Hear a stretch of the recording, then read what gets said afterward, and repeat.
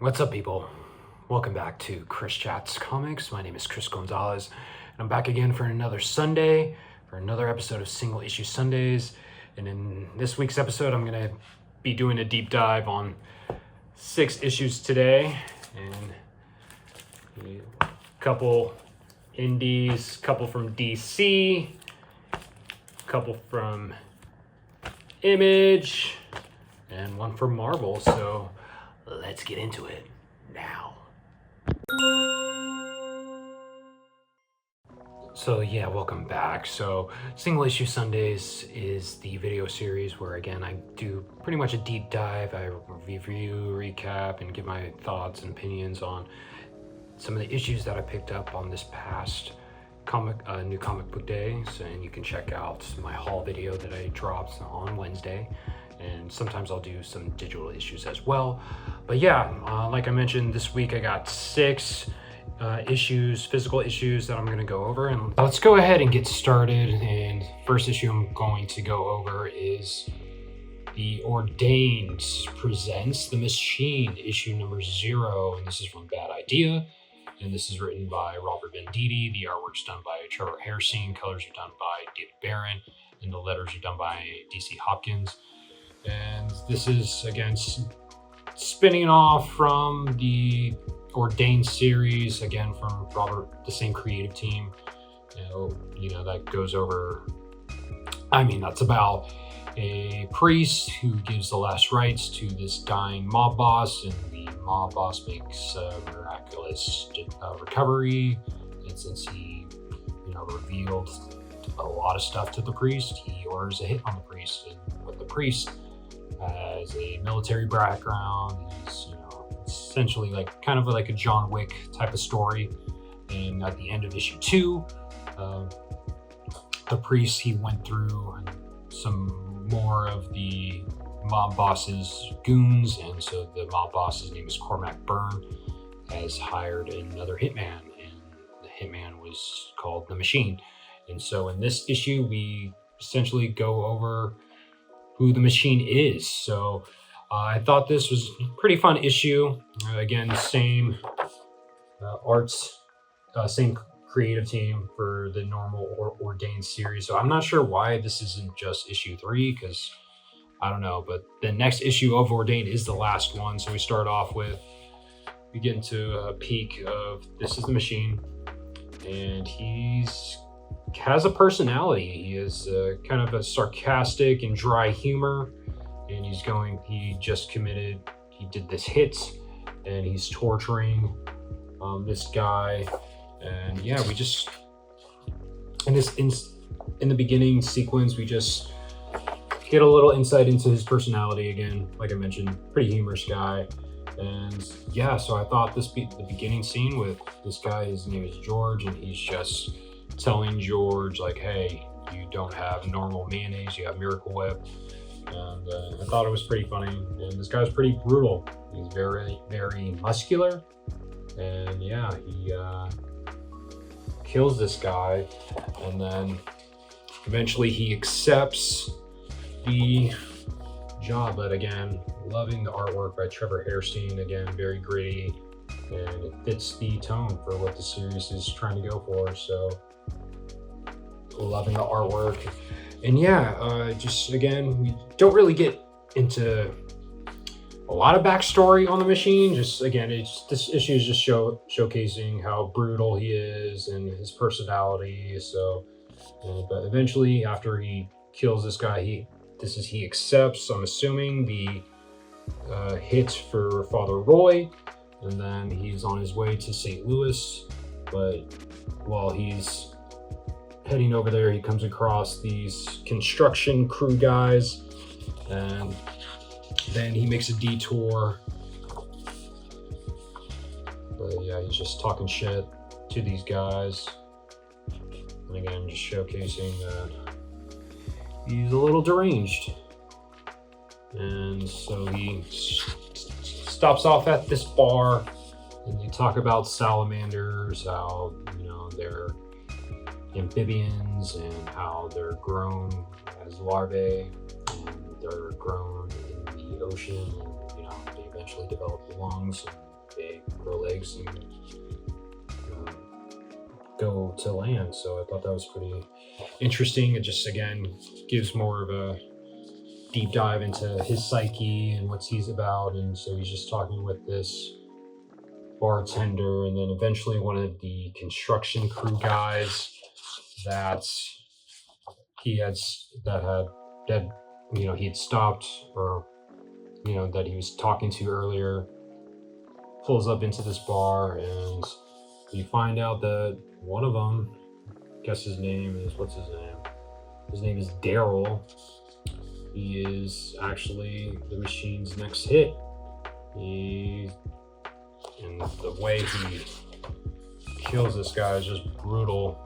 Just smashes his face into the bathroom wall, and then just chokes him out, kills him. And then eventually Daryl's crewmates, they weren't supposed to be at the bar, and then they show up, discover that Daryl has been killed, and then we just get an action sequence of the Machine just destroying these guys.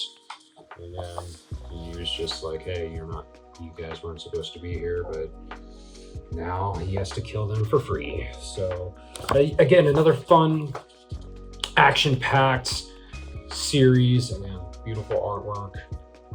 And I'm not sure if this is good as a standalone. I mean, you can, I guess it is, but again, I think it should have just been Ordained issue 3. But so pretty much we just get this action sequence of him just manhandling these guys, and then eventually he is on his way to find the priest. So that's pretty much it. Again, very action-packed, and he's never killed a priest before. So that was The Machine, issue number 0. I really enjoyed this. I've enjoyed Ordained, so can't wait to see how the Machine, the final confrontation between the Machine and Father Roy in the next issue of Ordained. So if you've been reading Ordained, if you've been enjoying it, you will enjoy The Machine issue 0. So that was from Bad Idea, and let's move on to DC. And first DC title is Deathstroke the Terminator. This is issue number 2, and this is written by Tony Fleeks. The artwork's done by Carmine Di Giandomenico. The colors are done by Yvonne Placencia, and the letters are done by Wes Abbott. So another action-packed. This is just a high-octane, balls-to-the-wall, action-packed thrill ride, and I've been loving it. Again, I love Carmine's artwork, and so we follow up immediately after issue number 1, where Wintergreen, Slade Wilson's handler and butler, he's Slade Wilson's version of Alfred. Essentially, he had been brutally murdered, and then all of Deathstroke's assets and money were stolen from him. So now there's a bounty on Deathstroke's head. But before we get back to that, we flash back into this immediately after Wade, he gets shot by his ex-wife, Adeline, and that's how he loses his eye. And he's talking to Wintergreen, and it's just a really cool character moment and insight into their relationship.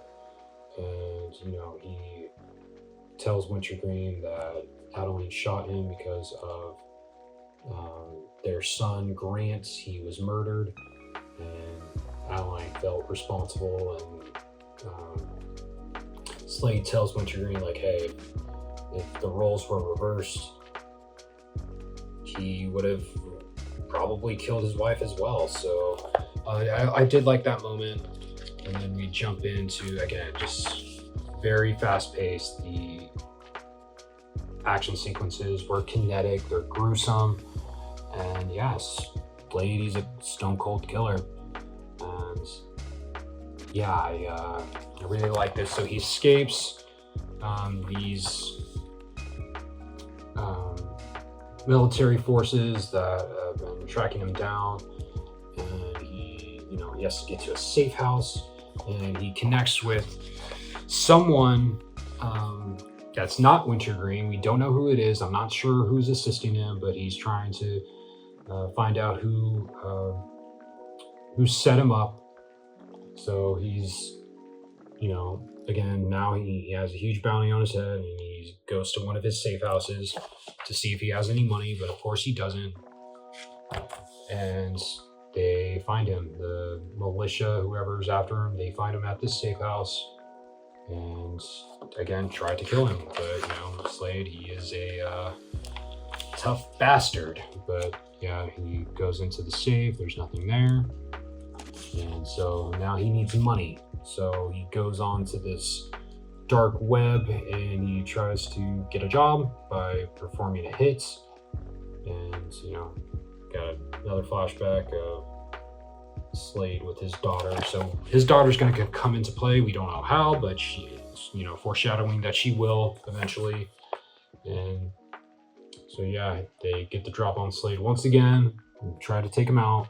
But the artwork by Carmine Domenico is just really great. I'm loving the colors. A lot of orange, a lot of yellow, a lot of red.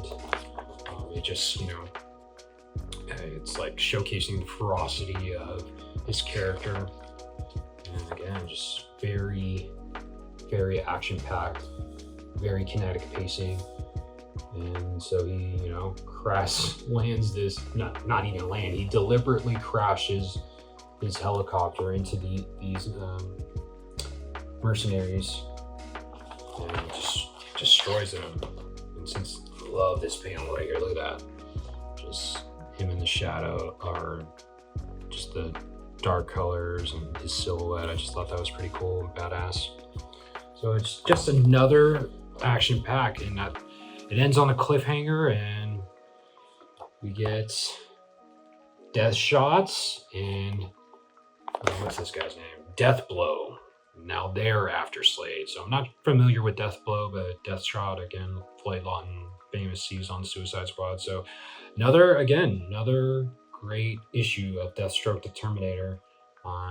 Very action packed. So if you're into action, if you're into brutality and just cool looking character designs, this is the comic for you. So I highly recommend Deathstroke the Terminator issue number 2. And the last DC issue I'm going to talk about is from the Vertigo imprint, and that's End of Life, issue number 3. And this is written by Carl Starks. The artwork's done by Steve Pugh. Colors are done by Chris O'Halloran. And the letters are done by Becca Carey.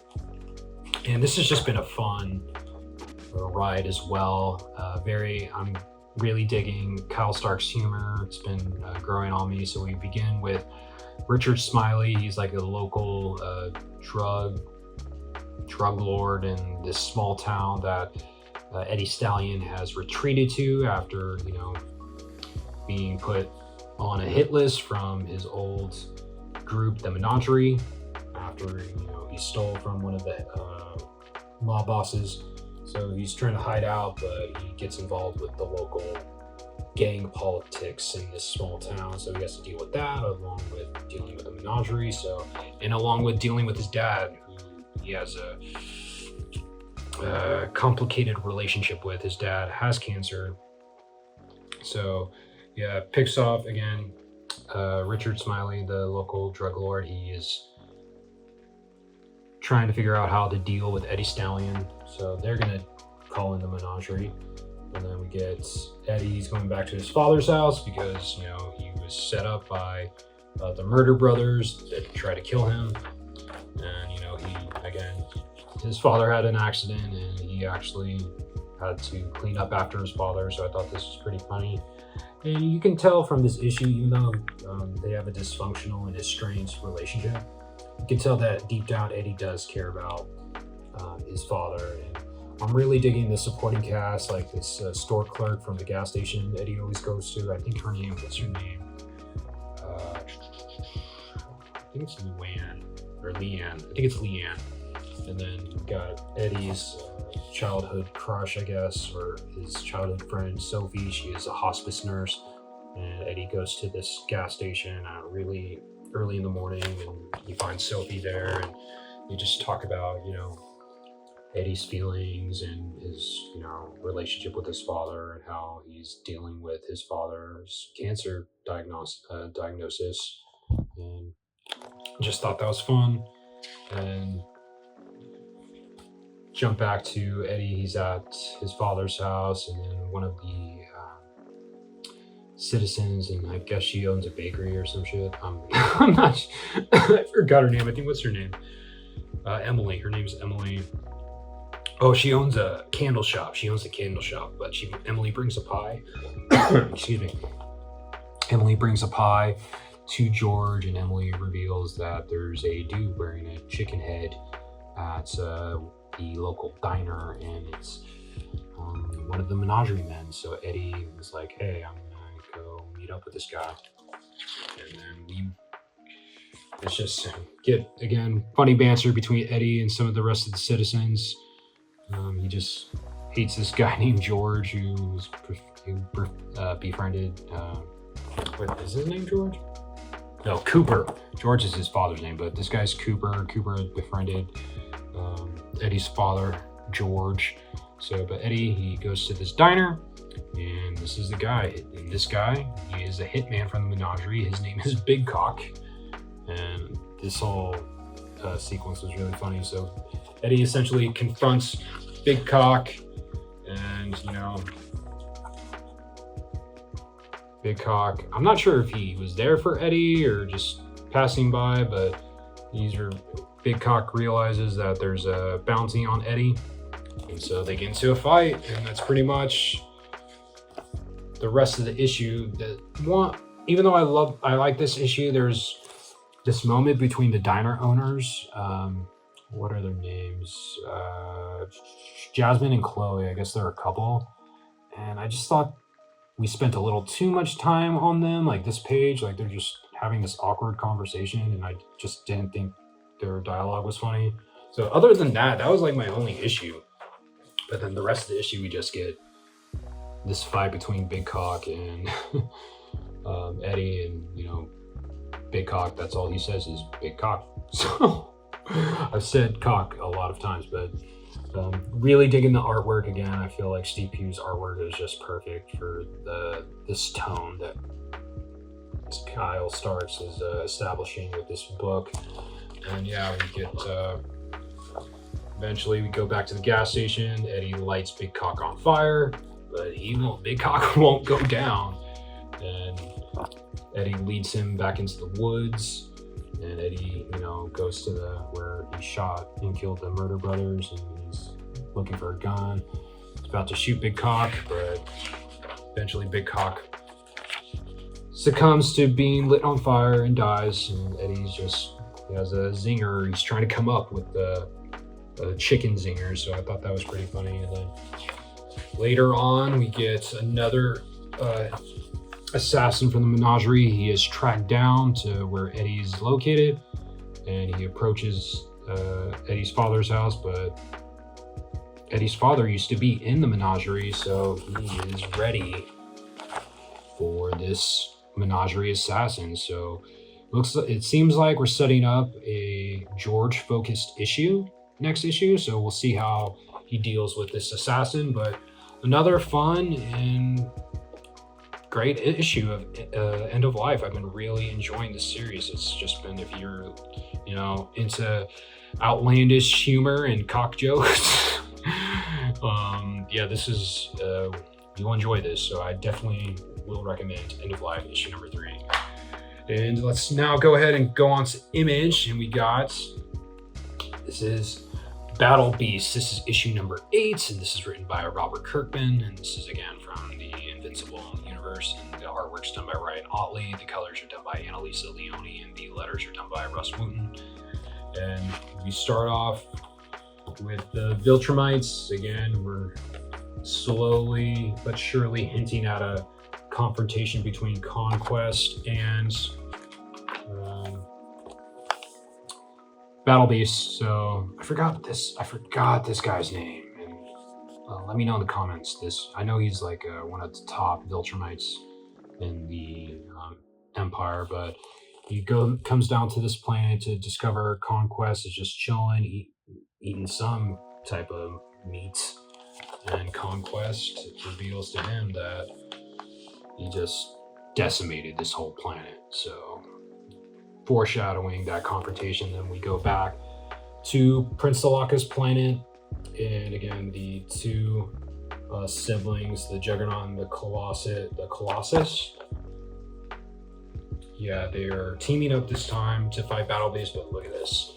Beautiful double page spread again, and the colors by Annalisa Leone again continue to stand out. I think it just elevates Ryan Ottley's artwork, and I think in this book Ryan Ottley's it's the best he's ever been, in my opinion. So I really dug that double page, and this is another fast-paced, action-packed issue of Battle Beast. This was a really fast read. Like, I read this like in under 5 minutes. It was just really fast and kinetic, and just the artwork by Ryan Ottley is just incredible. And this is just a fun comic. Again, why do we read comics? To have fun, and this is a great example of that. So you just get this brutal fight between the two siblings and Battle Beast.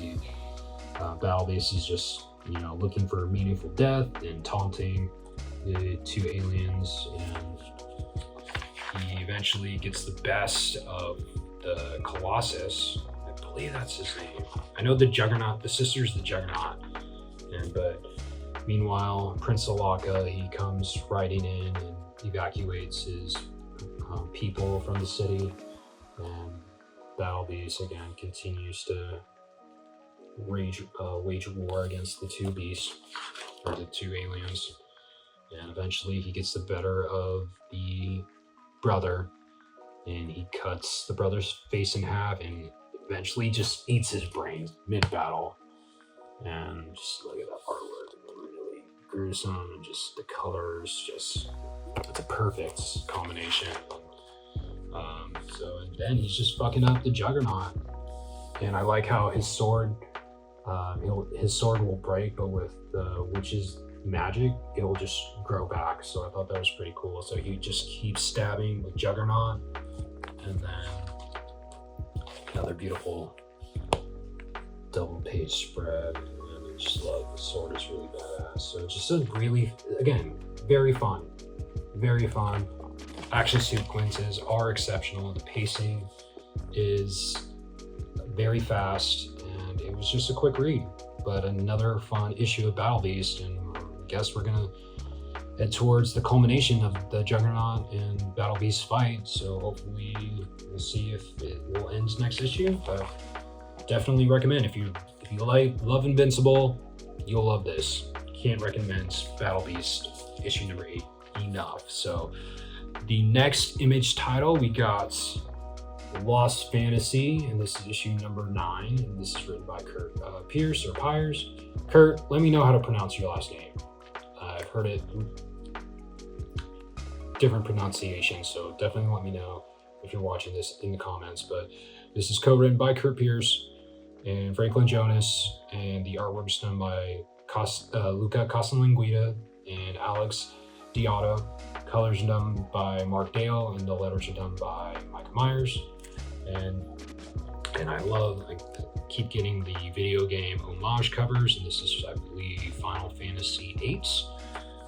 So I've been really digging this series. We start off with Edge, the supposed brother. He revealed that he is our protagonist, Henry Blackheart's brother. He is meeting with Mother Magna, and they're preparing for an all-out war against the Great Hunters, because he wants revenge against the Great Hunters. And Mother Magna, she can essentially see into the multiverse, so she's telling him visions of the future. Edge is going to be riding on Dragonback and just bridging a hole between the two worlds of Earth and the world beneath. So yeah, they just go over their plan to kill the Great Hunters. And it's revealed that they've been trailing each of them, just figuring out their moves and their routine. So the plan is to kill them all. And so I'm loving the artwork by Luca. Again, another fun series. If you like fantasy, if you like a little bit of police procedural and just elements from like Star Wars, Game of Thrones, heavy anime influences, then yeah, you'll dig this series. But yeah, so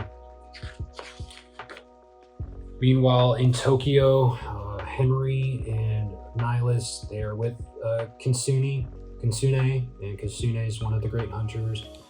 Henry was recovering from his first battle with Edge, and they with Kitsune's technology gave him a new arm, and a cyborg assassin was sent to take them out. And so yeah, they just have an epic fight. And meanwhile, we kept cutting to the assault on the other great hunters like Wolfsbane and the one from India and the one in I believe Africa. So the one in India, he's having a celebration for his daughter's wedding, and they, ambush them. And then in Africa, they ambushed, what's his name? What is his name?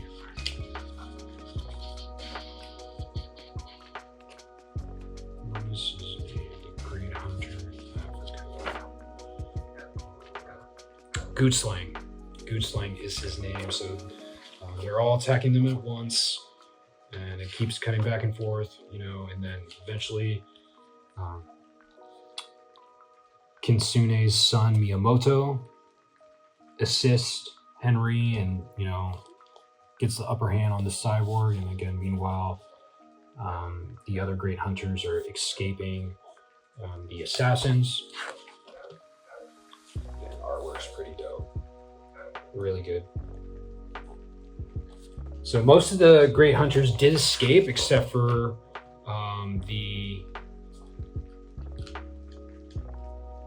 the guy from India? What's his name? Tekum Miyavi. I probably butchered that pronunciation, but he was kidnapped and taken. And so Kitsune calls for a gathering of the remaining great hunters. So Nihilus goes with Kitsune, and Kitsune tells Miyamoto and Henry to track down the ones who the assassins. And meanwhile, that was all a distraction for that Edge set up, because he has a separate plan. So while the great hunters and Kitsune was distracted, Edge sent out Val, and this is Henry's ex, and this guy Edgard, and he's a treasure hunter, and this alien dude, Kakal, I believe is pronounced it. I'm not sure, but they are going to infiltrate one of Kitsune's treasure vaults and retrieve something. And I thought Kakal, he uses his blood to cut a hole in this building, and his blood is like acid or something. So I thought that was pretty cool. So they infiltrate this vault, and to go deeper into the vault, they go through this portal that Edgard set up, and thought the artwork in this section was pretty trippy. And while they're going through this interdimensional portal, there's different entities within this portal, and Kakal gets killed while traveling through it. And so it's just Val and Edgard left, and they get into this area where they're looking for this egg. And eventually Edgard, he betrays Val. He betrays Val and captures this dragon egg, and this is going to lead up to the spin-off to Lost Fantasy, and that's Fireborn. And I thought about getting issue number 1, but I decided against it because I just got too many books on my pull list right now. So that spins off to Fireborn, and like I mentioned earlier, Kitsune calls for a meeting with the other great hunters. So Nihilus and Henry, they separate, and then Miyamoto and Henry, they try to go after the one who sent the assassins to Tokyo, and that's this guy. His name is what's his name? Satoshi Maybe, and he has sent this guy. He is the one who sent the cyborg and the other assassins to Kitsune's corporate headquarters, and it's revealed that this cyborg is one of Kitsune's, I guess, one of Kitsune's soldiers, and I guess he got brainwashed somehow. So we don't know the identity of the cyborg. I guess we'll find that out. And the art style does switch to, I think this is Alex D'Otto. It was a little jarring, the change of art, but I still thought it was good. So Henry and Miyamoto, they confront Satoshi, but then as they're trying to kill him, this guy shows up, and this is, I guess his name is Ballistic, and he's his design looks like Cable. So this is another mercenary that Henry and Miyamoto are gonna face. So yeah, that was pretty much it. Another very fun issue of Lost Fantasy. There was a backup story that I guess ties into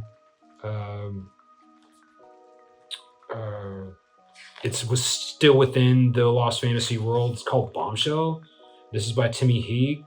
I'm not going to go over it because I feel like I just wanted to go over the main story in Lost Fantasy, but again, and the artwork looks cool though.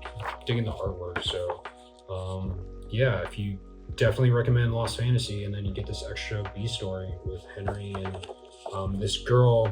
I know she shows up in an earlier issue when he took a plane ride with her to the Drifts, but anyway, definitely recommend Lost Fantasy issue number 9. And yeah, the creative team just keeps killing it on that book. I've been loving it. It's been very fun. So the last issue I'm going to be going over is the one lone Marvel title, and that is Venom. This is issue number 257, and this is part 8 of the Death Spiral crossover with Amazing Spider-Man, and it's the penultimate issue of the crossover event. And this time it's not written by Al Ewing, it is written by Charles Soule. The artwork's done by Javier Pina, and Matt Hollingsworth is colorist. Clayton Cowles is the letterer. So Torment, he has bonded with the Carnage symbiote, and now Torment is on the prowl, and he's looking to murder Aunt May and Aunt Anna. So they are having a function at Feast, and Torment, he disguises himself as a homeless guy, and because with the symbiote he can change his appearance into anything pretty much.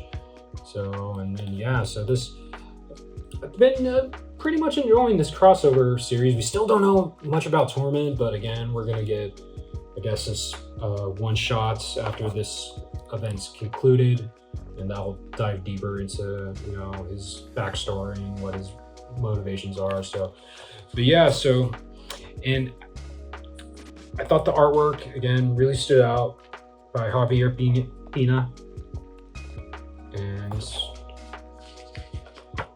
the relationship between Torment and Carnage has been, it's not a match made in heaven. But then Flash Thompson, he shows up, he saves them, and since he is anti-venom, whenever he touches the symbiote, it hurts the symbiote. So Torment and Carnage, they come up with a plan. Torment is gonna let Carnage kill or go after Aunt May and Aunt Anna, while Torment handles Venom. And then so Torment eventually, yeah, so you see he splits off. Carnage goes after Aunt May and Aunt Anna. Torment deals with Flash. And meanwhile, Eddie is still recovering from his injuries, and Dylan's with him, and they see a newscast that an assault, the fight is going on at Feast, and then Eddie,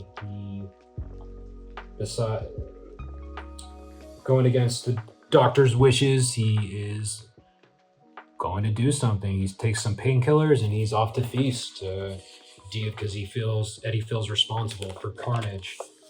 So eventually Torment gets the better of Flash with the Shocker Gauntlet, and then